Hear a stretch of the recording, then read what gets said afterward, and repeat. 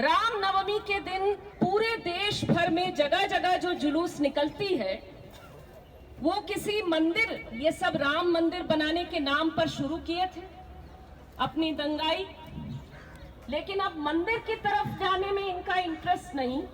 वो मस्जिद के सामने कैसे जाएं और मस्जिद पर हमला कैसे करें, मस्जिद के सामने कैसे गाली दें, कैसे गाने चलाएं जिसमें जो अल्पसंख्यक समुदाय है, जो मुस्लिम्स हैं हमारे देश के, उनके खिलाफ किस तरह से गाली गलौज की भाषा, कैसे हिंसा की भाषा बोले, इसको लेकर के पूरा एक ऑर्गेनाइज्ड मुहिम चला। उतना ही नहीं, उसमें कह दिया गया खरगोन में, मध्य प्रदेश में, कि अरे दंगा जो है वो तो मुस्लिम्स ने किया है, पथराव कर दिया है, और दंगाइयों का हम बर्दाश्त नहीं करेंगे तो बुलडोजर चला देंगे, और उनके घरों पर बुलडोजर चला दिया।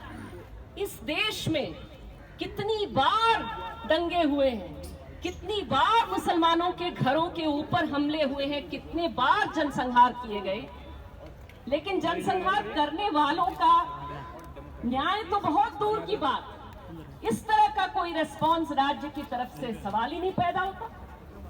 लेकिन ये देखा जा रहा है आज कि राज्य की हिंसा और मॉब की हिंसा, ये दोनों बिल्कुल एक साथ चल रहा है। जैसे गुजरात 2002 में चला और जैसे लगातार दिल्ली में भी 2020 में चला, और अब और ज्यादा इसको एक प्लान्ड तरीके से इसको किया जा रहा है।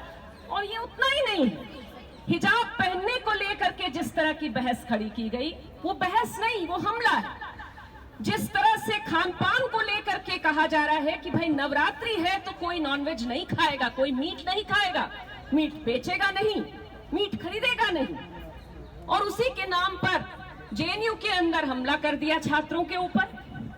उसी तरह से बॉयकॉट का कॉल दिया जा रहा है, जितने भी मुस्लिम वेंडर्स हैं, मुस्लिम दुकानदार हैं या कहीं स्ट्रीट वेंडर्स हैं, उनसे खरीदिए मत कह दिया जा रहा है।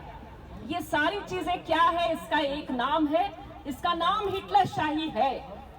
और इस हिटलर शाही के खिलाफ जरूर 2 साल महामारी के, 2 साल जहां हमारे इतने सारे मित्रों को जेलों के अंदर बंद कर दिया गया, आज भी बंद है बहुत सारे दोस्त, जरूर कठिनाइयां हैं, जरूर जो माहौल है उसमें एक चैलेंजिंग माहौल है हम सबके लिए। लेकिन मैं मानती हूं कि इसके खिलाफ माहौल खड़ा करना हम लोगों के लिए संभव है और जरूर हम कर सकते हैं। किस तरह से किन चीजों पर ध्यान दिया जाए, ये बताना जरूरी है कि ये कोई आज की घटना नहीं है। ये तैयारी आरएसएस की जब से वो बनी है तब से है। गोलवालकर की किताबों को पढ़ें, दीनदयाल उपाध्याय को पढ़ें, तो उसमें उन्होंने साफ कह दिया था कि जो देश के मुसलमान हैं वो या तो हिंदू बने, वो या तो पूरी तरह से हिंदू धर्म और संस्कृति को अपनावे, और नहीं अपनाएंगे तो उनको बाहर कर दिया जाए, वो देश में उनको नागरिकों की स्थिति में नहीं रहने देंगे। ये उन्होंने कहा था, और इसको आज अंजाम देने के लिए मोहन भागवत अनाउंसमेंट कर रहे हैं कि हाँ, हम लोग हिंदू राष्ट्र बना लेंगे, अखंड भारत बना लेंगे वगैरह, और पूरी दुनिया में वो अपने जैसों को तलाश रहे हैं।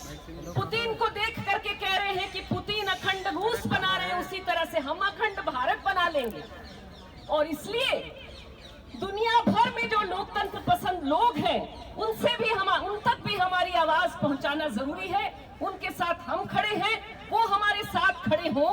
और जिस तरह से आंदोलन, शाहीन बाग का आंदोलन खड़ा हुआ, जिस तरह से किसान आंदोलन खड़ा हुआ, जिस तरह से बेरोजगार नौजवान सड़कों पर उतरे, उन सारे लोगों को, उन सारी चीजों को एक साथ करके न्याय की लड़ाई को, बराबरी की लड़ाई को, संविधान को बचाने की लड़ाई को, और संविधान में जो प्रॉमिस है, संविधान में जो हमारे देश की जनता को जो वादा किया गया, वो वादा कभी सच नहीं हुआ पूरा, लेकिन उस वादा को सच करना है।